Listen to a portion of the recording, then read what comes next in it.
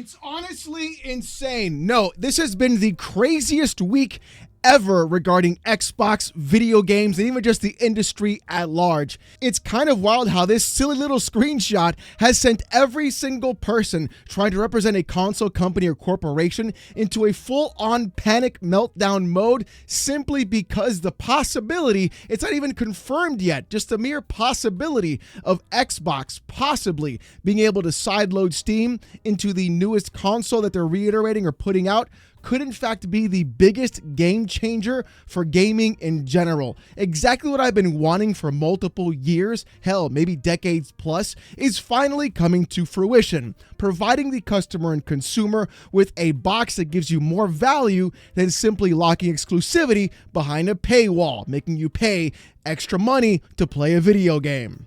But what does this all mean, honestly, and why is everybody freaking out? I know I did a video about PlayStation fanboys recently, but I want to take a look at this in a more nuanced fashion and really talk about what Xbox can do to make sure that they do this right in the first place. And honestly, there's a lot of ground they have to cover. The first big thing is whether or not PlayStation will be able to block games being played on an Xbox console hybrid, which honestly sounds kind of ridiculous when you think about it. The Steam Deck is a PC, but can also be considered a handheld console because it provides a game mode atmosphere. Simply it having a Steam logo on the actual device doesn't mean that you can simply just stop having games being played on it. Its biggest flaw right now is in fact Linux and Proton, and not every game in fact works directly on the Steam Deck. Many games with a huge amount of kernel anti-cheat don't work right now with Proton directly, which can be combated later on. But there are other older games as well on Steam and other places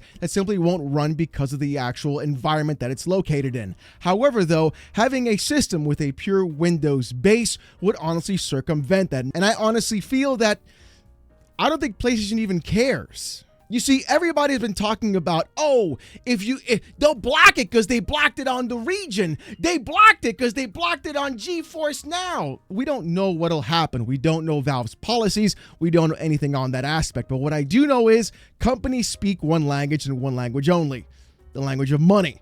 And they realize that if customers are going to go ahead and either buy the game on Steam, which they get a 70% cut of anyways, or buy the game on their console or GOG or Epic Games, they're going to get their cut regardless, even though those customers may in fact not buy a console, which is exactly why they're putting their games onto PC. It's not to entice players to buy a PlayStation 5 for the sequel, because those players know in about a year or two, that game's coming to PC anyways. So why am I going to spend $500 because you want to give me FOMO? No, they didn't buy the PS5 before you had the game on PC. Why would they buy the PS5 after? So that logic flies out the window directly. If Xbox goes ahead and just makes a simple PC with provided a desktop mode and gives you the ability to go ahead and just have a game mode directly, what's the difference between that and my Steam Deck? This isn't Xbox branded, but it's Valve branded. Why would PlayStation go ahead and let me use their games that required a login to go ahead and completely circumvent that on their own, not even be able to have to log in on the PSN profile to play their games, and then play it on my Linux-based Steam Deck? Wouldn't that be the same concept? But that's just kind of like my logic on how I'm approaching things. The thing is, though, Xbox really can't afford to mess this up. And honestly, I kind of feel like they will mess this up. I'm not going to lie. Xbox really isn't the best at what they've done in terms of providing a good user interface for a lot of people. And with what we've seen Xbox do in the past, it kind of goes against them. Games for Windows Live really just screwed the pooch on a lot of things and caused a lot of players to have a really great large amount of animosity towards Xbox itself. Because there used to be 2 apps on PC for Xbox, if you don't remember. There was that one app that we had there that we had all access to while playing the game. Then there was the actual Xbox app itself. Then they stopped using one and then made you switch over to the other one. Yeah, it was a whole nightmare and a disaster, so it really doesn't bode very well right now. And the reason why I'm bringing up the PC app specifically is because if the next Xbox is going to be a PC console hybrid having a desktop mode, they have to figure out the PC side first, or else it's just going to be this half-baked thing that doesn't really work the majority of the time and really provide a bad experience overall. And people will honestly not engage with it, and they'll have a bigger falling out than they do right now. So you know what? Let's do something different. Let's get in a chair. Yeah, I'm gonna break this chair one day. Here is the Xbox PC app. It's a disaster. We have everything from the home page to the Game Pass page to the store page. I don't know why they even have these 3 pages in general. It should simply be just the store page. That would be the simplest thing. We already know that when you're on home, you can have games on Game Pass and you can buy games, which they show the pricing right here. When you have Game Pass, it shows you the games on Game Pass, and the store page shows you the games on Game Pass and where you can buy things. So these 3 things need to be just combined into one. Remove home and Game Pass and just put the store. Then clearly mark which game is on Game Pass, like you already do with Octopath Traveler. That's a deep cut of a joke, by the way, and every other game, and also what the game would cost with the Game Pass savings and the pricing right there. Minimizing a whole bunch of clutter and things along that nature, and keeping things very simple and easy to use. Here is the Xbox Game Pass Cloud section, and I've been kind of wanting to mess with this a little bit, but I'm not willing to pay for Game Pass Ultimate just yet. The thing is, though, you have to have a mouse and keyboard, a controller, a Wi-Fi adapter, and some all the other settings as well. So I guess not bad if you kind of want to look at it from that space. But one of the big thing is they have multiple console games. They even have 360 games that you can play here, like Banjo-Tooie, Kazooie, and also the nuts and bolts. You can also play other games as well, like Costume Quest, all the original Dead Space games on your 360, Dragon Age, and etc.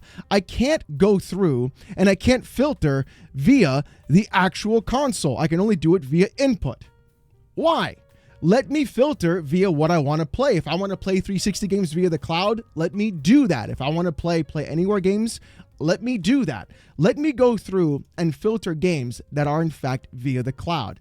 And on top of that, controller input. It's so incredibly important, and how honestly bad this is. If I have an Xbox controller and I'm trying to navigate this with a controller, it's a disaster. I just don't like it whatsoever. And still talking about using a controller with this app, it kind of gets even weirder, honestly. When you go ahead and use the game bar, I can even load games that are honestly outside of Steam already, like Path of Exile 2 and Fallout 2. Yeah, that's the icon for Fallout 2. I can even load Steam from the actual recently opened up application. So the entire idea is already there. The problem is this UI and the way it's designed is incredibly clunky and works never, honestly. I never get notifications for pop-ups on achievements or when someone, in fact, joins my game or wants to send me a message. I never get icons or notifications whenever anything correct happens. The entire UI is kind of clunky. It never shows me exactly what I'm clicking. Everything just looks weird and not laid out for a controller at all, uncomparative like Steam, where things honestly make sense. Now, the best course of option would be for Xbox to go ahead and let you install Steam directly and have Steam open up as an actual application like you would in big picture mode for Steam right here. Don't mind the games my viewers send me. They like to troll me all the time whenever I'm streaming. So being able to go through and have sort of like this similar UI and have this sort of style here lets me completely have full access and autonomy to the games I want to go ahead and play or install onto my PC. The easiest way for Xbox to do this would be, again, let you install Steam locally to your actual Xbox hybrid console. Then you could go ahead and open up Steam into big picture mode and seamlessly access every game that you want while you're playing on your actual Xbox console, letting you install it there directly and then moving on that end. The thing is, though, it has to give you full access to what Steam provides. One of the big things that Valve does incredibly well is, in fact, its controllers and the way it lays everything out, because this gives you full access to everything directly and even lets you remap everything with Steam's overlay and UI. One good example of that is if I go into Avowed, I can then completely edit the layout of every button directly. Because this is an X input controller, it would simply let me remap anything, even if the game doesn't have full controller support. You can then, in fact, just remap any button you want from your keyboard all the way down to your actions of your mouse onto your gamepad. This would make things a lot easier directly. So if Xbox would copy this, it'd be very simple for them to do, even if you don't have it directly on Steam or if you have your game on Xbox. When you look at things like Blizzard games on the Xbox PC app, you have to download Battle.net, then load Battle.net, sign into it, then run the game from your PC Game Pass to then open up battle.net to then play the game specifically. I don't know why BNet isn't just gone ahead and just melded directly into the Xbox Game Pass app or the Xbox PC app to make things so much simpler. But hey, this is Microsoft we're talking about. And this is what I really mean. If Xbox doesn't get these UI issues ironed out now, it doesn't fix the PC Game Pass app now, that's going to be a direct indicator of what is actually going to be happening for the console moving forward. However, though, there has been some light at the end of the tunnel. Jez Corden did a really great video recently, go check it out on Windows Central YouTube channel, where he went over the new Xbox Game Hub, where you go ahead and inside the actual Xbox game, when you log in, they may give you an extra button press. The thing is, though, it starts to resemble a lot of what Steam has with its community tab pages, achievement listings, and things like that nature, giving it more of a big picture feel like Steam, rather than just simply having that really odd UI. The best way for Xbox to combat this and to have a positive impact not only for PC gamers would be to provide Xbox's own version of the big picture mode like Steam. If I'm a PC gamer and I want to play with a controller, specifically because my brain says Xbox controller, duh, then I can just go ahead and open up Xbox big picture mode, play it that way directly, and move in that direction if it mimicked what the console was in fact doing. This is why Steam is so in fact popular, because it took that same big picture mode and applied it to the Steam Deck. So Xbox's Play Anywhere strategy could in fact work across their hybrid console, across their handhelds, and across PC gaming, if they would unionize and put together their actual UIs. If they were able to give you the ability to not only play games through cloud, but also have backwards compatibility layers as well. Compatibility layers. I can't talk. To add insult to injury, people are saying really ridiculous things like the majority of your Xbox games won't work on the Xbox handheld or with what's happening now, when in reality, that's just a very dumb statement to make. The majority of Xbox games from the Xbox One era all the way till now are day and date onto PC. So simply just making the PC version would in fact get your Xbox game to work. Increasing their Play Anywhere, creating new ways of actually providing backwards compatibility, like we talked about previously with Sonic Unleashed Recompiled. That would be the easiest way for PC gamers and console gamers to enjoy everything all together.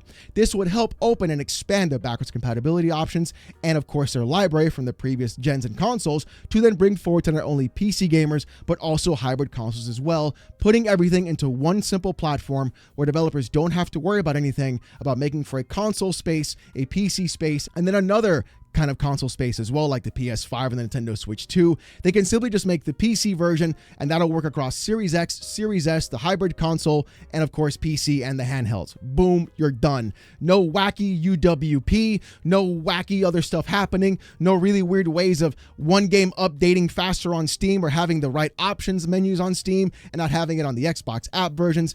None of that stuff happening there. Providing people with an easier opportunity way to actually play their games and have a simplified version would be the best course of action, not only because it would be good for consumers and customers, but it would also counteract the fact that Steam is in fact creating their own operating system that is Linux based as well, which should be coming out on PC rather soon. So the real competition isn't against PlayStation and Nintendo. The real competition, honestly, in my opinion, is what they're going to be competing with against Valve. And the best way they're going to compete against Valve is to in fact copy Valve.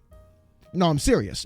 If they go through and they say, what is Valve doing? How are they operating on these things? What are they doing right? And then take those things and iterate them and make them better, and then fix a lot of the issues that Valve has right now with Proton, like not having things like kernel anti-cheat and having to access other games as well, because you can't play Apex Legends on the Steam OS because of Linux. You can't play Call of Duty on the Steam OS for multiplayer because of Linux. So now you have other ways of putting yourself above that space. And if they do that right and provide a better value for customers, not only in simply just games, but also in features, that would be the right benefit for everyone, because that would bring true competition, making Linux a better OS overall because of Valve working on it, making Microsoft a more friendly UI and more friendlier to the user because they're going to be going ahead and trying to compete with Valve directly, making consoles be able to play every single game, breaking down the walled barriers and creating a better gaming space for everyone. The days of the 90s and 2000s are coming to an end if these rumors are to be true, and honestly, I can't wait for it because it's truly going to show